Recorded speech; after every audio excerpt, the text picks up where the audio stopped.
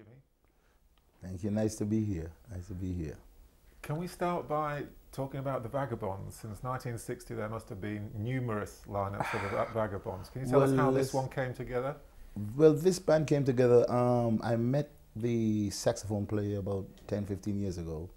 And you know, as bands come, people drop out and they kept introducing people and so on and so forth.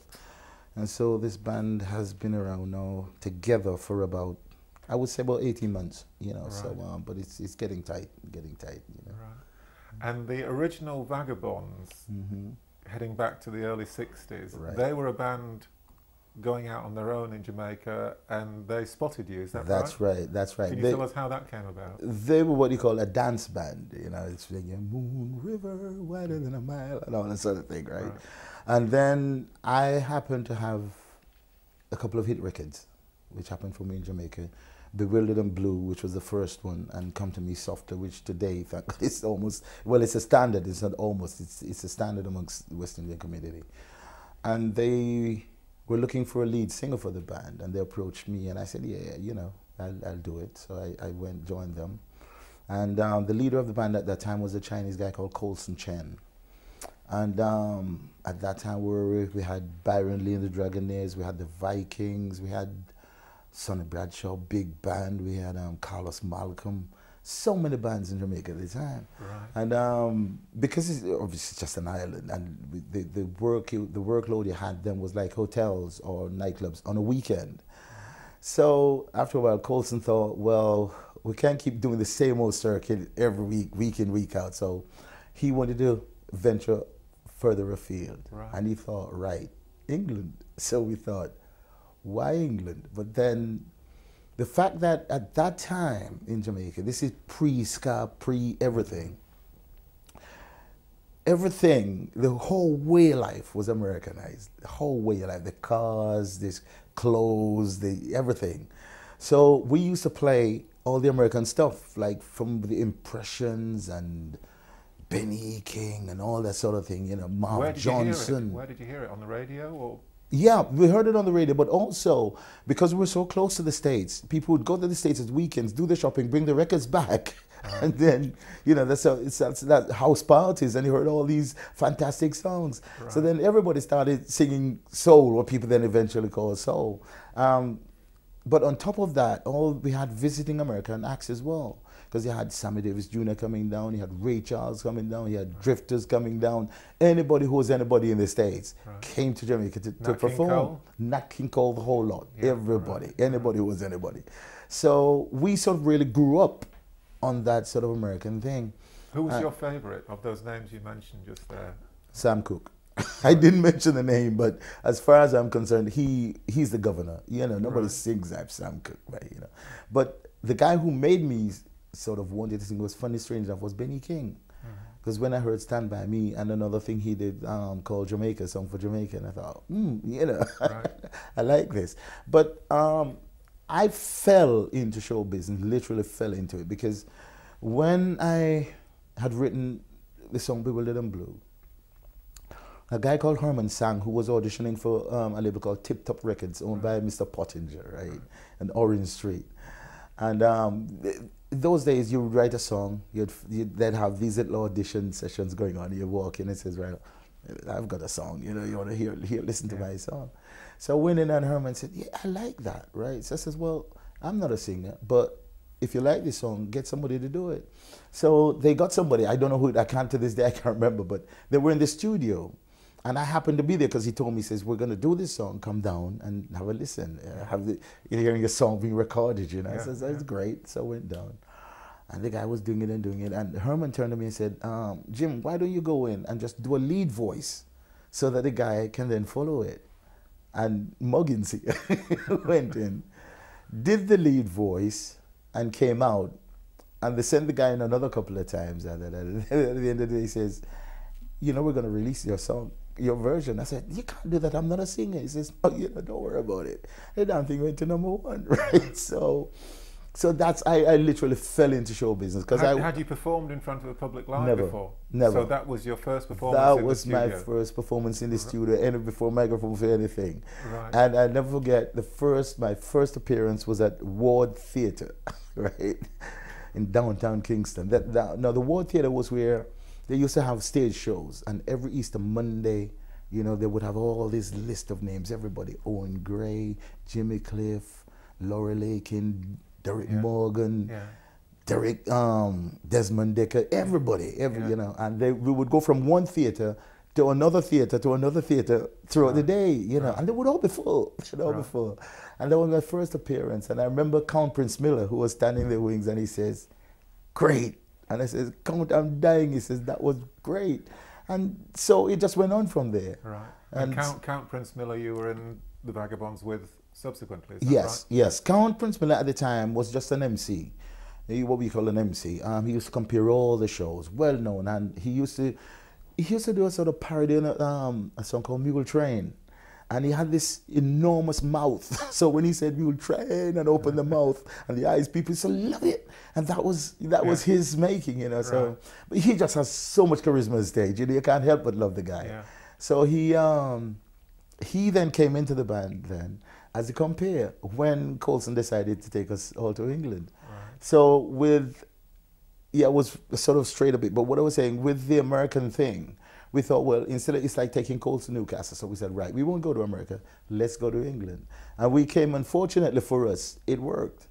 But because the Vagabonds were so big at one time here, you know, it was unbelievable. I moved to West Indian community. I mean, like, you know, you would think on a Saturday night, if you were to go to Portchester Hall or Fulham Town Hall, you would think it was the Beatles playing that in the height, you know, in the heyday. It was amazing, an amazing time. That was the soul boom of the mid-60s. That was the boom. That was the boom. And you went over the first time in 64, was it? 64 we came, yes. We came in 1964. And toured the whole country? Toured the whole country. We met a guy called Peter Meaden.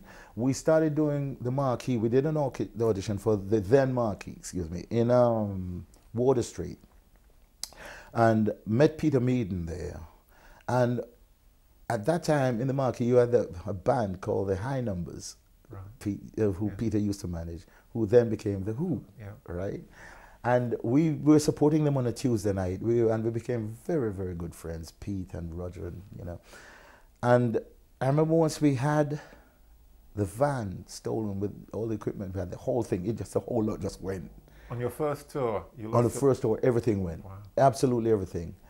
And we said, well, what can we do? How are we going to get all this? And we spoke to, and Pete said, listen, don't worry about it. This Pete Towns says, don't worry about it, man.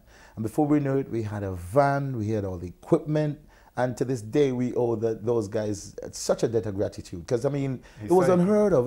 They saved our lives.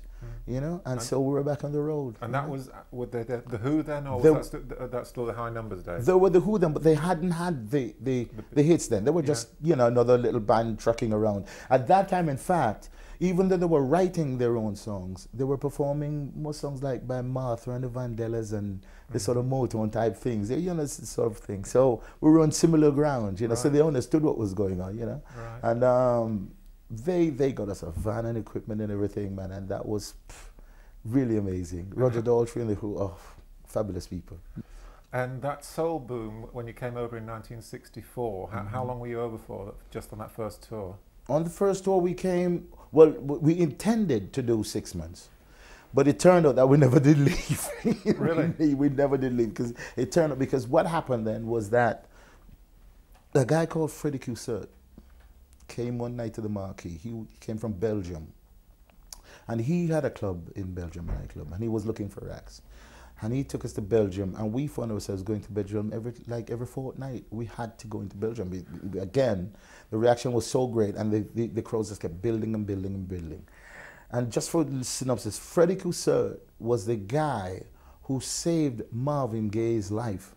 Because when Marvin came to London, when he was, I mean, down and out before sexual healing, Freddie met him and took him to Belgium with him, and kept him, looked after him in a flat, nursed him back to health, kept running with him along the beach, getting him fit and everything. And between Marvin and some guys in Germany that Freddie had met with a band, they got sexual healing together. And Marvin was back on his feet, you know. Unfortunately, Marvin then went to America, and Freddie begged him not to go. Freddie begged him not to go. He went, he got hooked up with the wrong crowd, right back where he started, and well, we know the story, the story.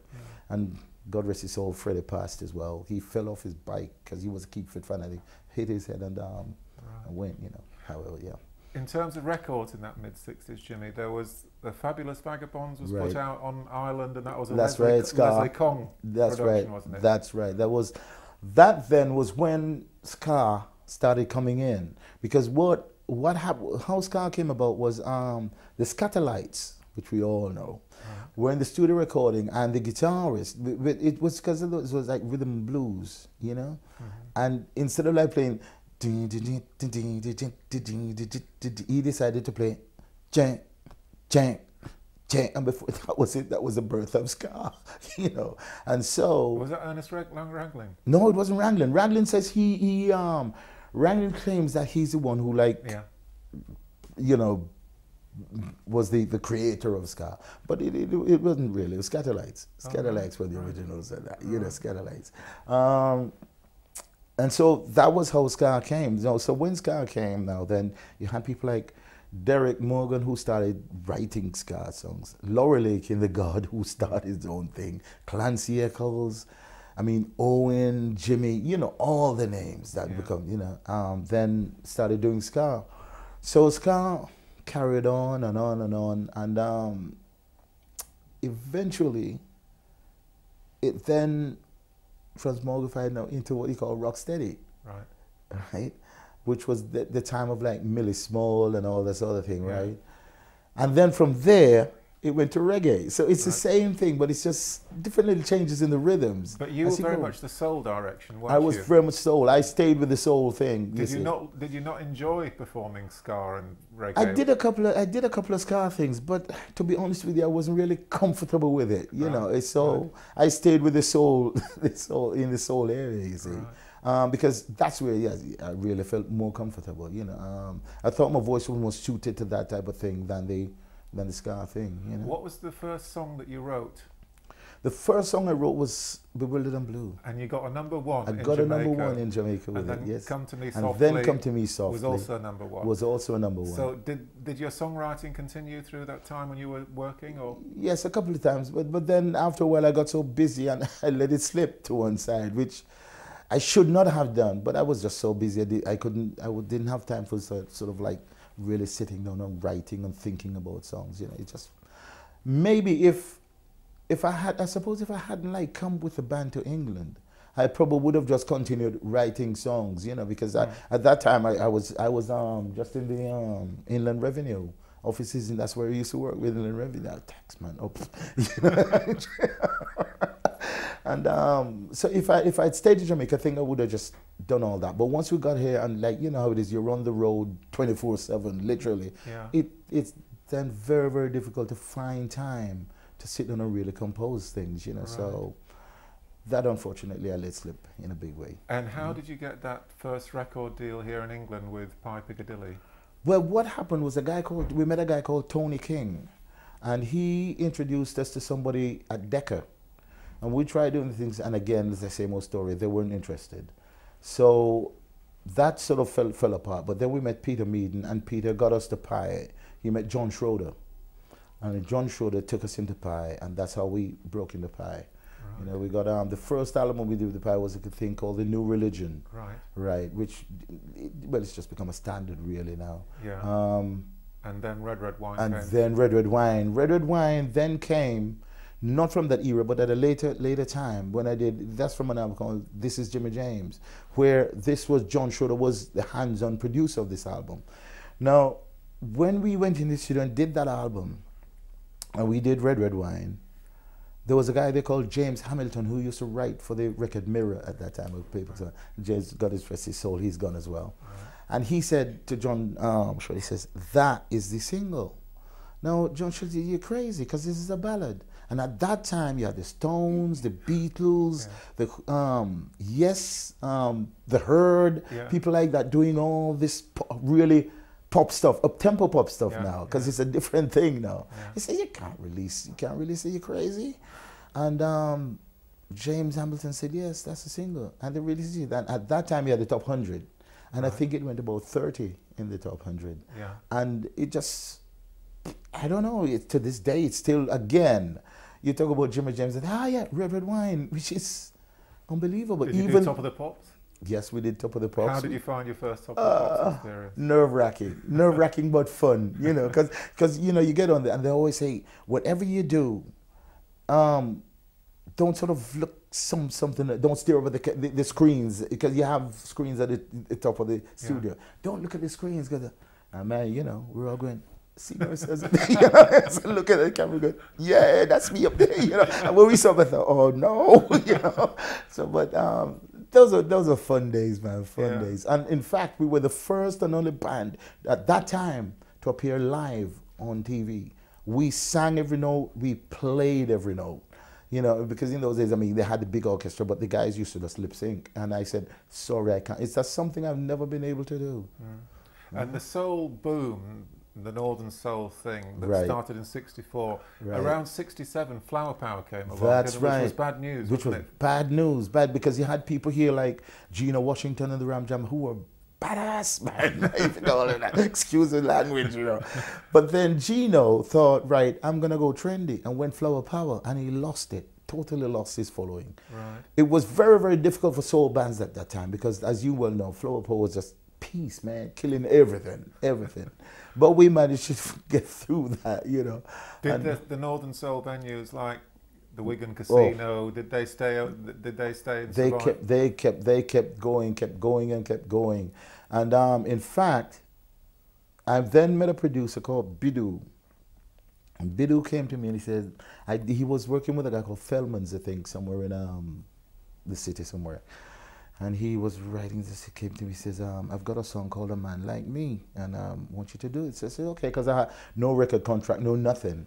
And he started playing this thing, and he went, doo, doo, doo, doo, doo, doo, doo, doo, doo. I said, but that's sugar pie on a bun. He says, no, this is my song, you know. And it's exactly the same thing. Right. So we did A Man Like Me, and that became such a big hit. On another you were solo again? Yeah, I was solo now, yeah. How did the Vagabonds split up? Because it was you were about to get together 10 years, wasn't That's you? right, and the band fell apart in about 1979. For some reason, I don't know, it's just one of those things, it just disintegrated, really. Yeah. And I know 2 of the guys actually went back home to Jamaica, and so it didn't feel like the family thing anymore. So, you know, people went off doing different things. Right. And then in that time, I met Badu, did A Man Like Me, and that became, like I said, well, that again is a standard on another soul scene.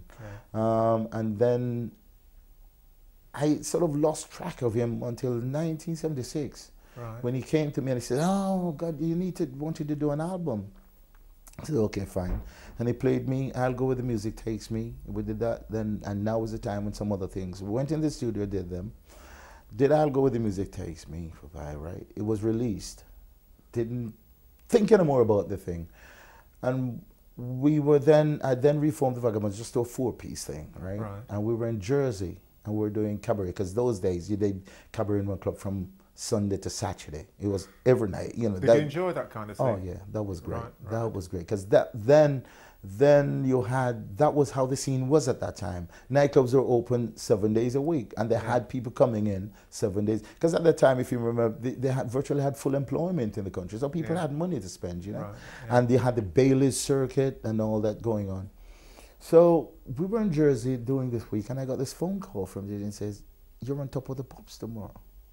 And I said, Top of the Pops? We can't do Top of the Pops. I said, how can we be on Top of the Pops? We haven't got a record out. He says, yes, I'll Go Where the Music Takes Me. I says, you're joking. What's happened? I'd never heard anything about that. So we rushed out in Jersey. And we went to the shop, bought 5 suits. And the guy said, right, there'll be a private plane, you know, little thing. We'll pick you up from Jersey, fly you in, and you do the recording. Because, you know, it came out on a Thursday, but you recorded on a Wednesday. I said, yeah, okay, fine. So we did Top of the Pops, and that was how that whole era again came about. It's almost as if everything that's happened to me, by coincidence. Yeah, it's just by coincidence. Apparently, with I'll Go With The Music Takes Me, what happened was Jimmy Young was on Radio 2 at the time. He was very big on Radio 2. And he loved it so much, he started playing it. Right. And with Jimmy Young playing it, everybody went crazy for this song. But it didn't get to #1 because at the time, Brotherhood of Man had Eurovision. Yeah. Save Your Kisses For Me. And we were the same company. So the pressing plants were so taken up, pressing Brotherhood of Man, they couldn't press. Right. When the demand came for I'll Go, they couldn't supply the shops. And so it didn't really happen. However, it went to number 15, I think it was the highest. Right. It went to. But then after that, we thought, right, must have a follow-up. So they went in and he said, well, what can we do? And Badu took the album into Pi and sat the girls down, because those days they used to use the secretaries, because testing, you know, how girls are.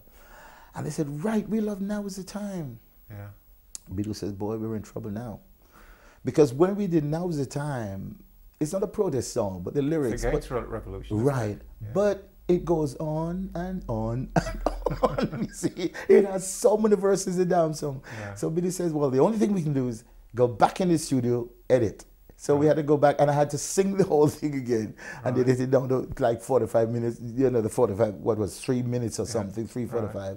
And so then that came out. And Now Is the Time actually went to number 5, I think. So it was a bigger of the two. Right. And yet, I'll Go With The Music Takes Me is the one that everybody remembers. Badu was working with Tina Charles, wasn't he? That's right. Can you tell us more about how you two, was it coincidence again? How did you hook up with Badu, and how did he develop you or help you? I read that you really have a lot of time for what he did for Jimmy James. Oh yeah, yeah, because Badu came at a time in my life when I was at a very low ebb, because even though, you know, you sort of hoping and praying that something would happen, and you're talking to people and you got so many promises, but yet nothing ever happened. But Badu came, like I said, in 1970 with A Man Like Me, and even though I'd heard from him 5 or 6 years, he then told me, he says, don't worry, I was working on this album. I was writing and thinking of songs to do. And that's why in 1976, we had this great album, you know. Right. So, I had a lot of time for Badu, because he's very patient as well. He takes time to give you time to get things right. If he's not happy with it and you're not happy with it, and he's open to suggestions. Some producers, you can never say, look, I don't like the way that line goes. You know, they say, that's how I want it. Badu will not say, you say, okay, try it your way and let's see if it works. Yeah, you know, and so, you know. How did you like soul during the 70s, the way that it went, American soul, the Isaac Hayes thing? Was that your scene? It wasn't. I love I wouldn't say it was my scene, but I admired it because there was so much creativity then. But we couldn't reproduce that. No matter how hard we tried, we could never reproduce it. Right. The way those guys played wah-wah guitar and used the pedals. Yeah. You know, guys here tried, but they couldn't somehow do it. And so when you played it, it sounded so mediocre to what they were doing. So I stayed away from it. You know, and at one time, in fact, I put a big band together, 7-piece band, and we started doing all this funk stuff, you know, like Fat Back Band, and we just used to die every night. People didn't want it. Not from me, anyway. So Jimmy James had his definite groove, and if you tried to veer from it, then they didn't want to know. They didn't want to know. Right. They didn't know. I learned my lesson on that. If I didn't get on stage, I'll go where the music takes me. It's, what's he doing? We don't want that. They don't expect that, you know. Yeah. So that went on for about a year, I should think, and then I woke up and said, you know something, go back to what's your best, what they like, you know what I mean? Yeah. And so I went back to doing all the sort of, you could call it commercial soul stuff. Soul standards. Yeah, soul standards, yeah. You know? And your set list for the Skegness gig is very much, you know, there's Otis Redding there. Right. And how long is this set list? Is this one that you change from time to time? Or from time to time, yeah. You know, but there's certain songs that you have to do because, you know, that people they come out expecting to hear Red Wine. I'll go, they hit records, Now Is the Time, A Man Like Me, My Girl, Duck of the Bay. They expect that sort of thing. Yeah. But then I've started putting in a few northern soul things like You Got Me Dangling on a String and like Hold Back the Night, you know, Yeah. and so on and so forth, which the Southern Northern Soul fans get off on big time, Right, you know. right. So all in all, I've been very, very lucky. I've been very, very lucky. And you've taken your audience with you through Where the years, that's so right, you see right. faces that you saw back in the 60s. That's right. And the thing is that I meet people now who, obviously like me, have become parents and grandparents, and they have inducted the children into the soul, and these kids are like 25, 26, and says, yeah, great. And you think, well, there's hope. Yeah. You know. Yeah. In terms of performing, Jimmy, do you enjoy performing still as much as yeah. you? Yeah. It's Yeah. something you could never do without. That is it for me. That is it for me. Any night, and people say, when are you going to stop? And I say, listen, any night I get on that stage and me, Jimmy James, don't get the buzz, it's goodbye and thanks for the memories. I'm out of there. And talking about musical memories and gigs where you get the real adrenaline, Right. I read that you played in front of St Paul's Cathedral once, is that right? And it was filmed as well, wasn't it? It was filmed, yes, it was Can you filmed. tell us about that memory? That was the BBC who did that, because years ago they used to have a program called the Tonight program, I think it was called. And I think, if I remember serves me right, it was compared by a guy called Alan Freeman. Can you remember Alan Freeman, yeah. right? And Well, Alan loved the band. He was so, and I think he was the one who got us to do that. Well, that was an amazing experience, right? It was, because for us, like newcomers, you know, and all that's happening around, you can imagine, you know, we weren't even so like boom, blown away by the whole thing, you know. And that was good fun. That was good fun. and during the 90s, what were you up to during the 90s? Did you? Just traveling up and down the country, you know, doing the holiday camps. Because what's happened is that the nightclub scene as we knew it back in the 60s is gone. You know, Right. those seven days a week things, they've all gone. So now, strangely enough, I remember the first time my agent said to me, oh, I've got your gig in Butlins. I said, Butlins, you gotta be joking, I'm not going there. Who the hell wants to go to Butlins? And now, anybody who's anybody, it's playing Butlins because that's all that's all. There's nowhere else to play. You know, and when I say anybody who's it, I mean you name him. From TV everywhere, they're doing Butlins, you know? And going back to the Northern Soul clubs, the Torch in Stoke, the Twisted Wheel. The Twisted Wheel. Which were your favourites? Oh gosh, Do all you- of them. Oh, All really? of them. But we know that Wigan is the, what sort of title can I give to this, you know? This is just a cream of the crop, Wigan, you know? Because to this day, there's still, every now and then you have these Northern Soul revivals. And everybody, no matter where you have them, everybody goes, it's a Wigan night tonight. You know, it's a Wigan night tonight. It's amazing venue. So amazing. Wigan is the birthplace of Northern Soul. It is, definitely, undoubtedly, without any, you know, you don't even think about it. Somebody says Northern Soul, Wigan Casino. That's it, you know, that's it. And in the next year, you see yourself, you'll be continuing For gigging as long as I enjoy it. For as long as I enjoy it. Like I said, any night I get there and I don't get the buzz, then, you know, it's thank you so very much. I've had a good time doing it, but it's time to say goodbye, you know. And in the set list, is there a particular song that when you're singing it, it brings it all back to you, you know, that incredible career so far? I think, if anything, it would be Red Wine. Because that was the most unexpected of all hit records.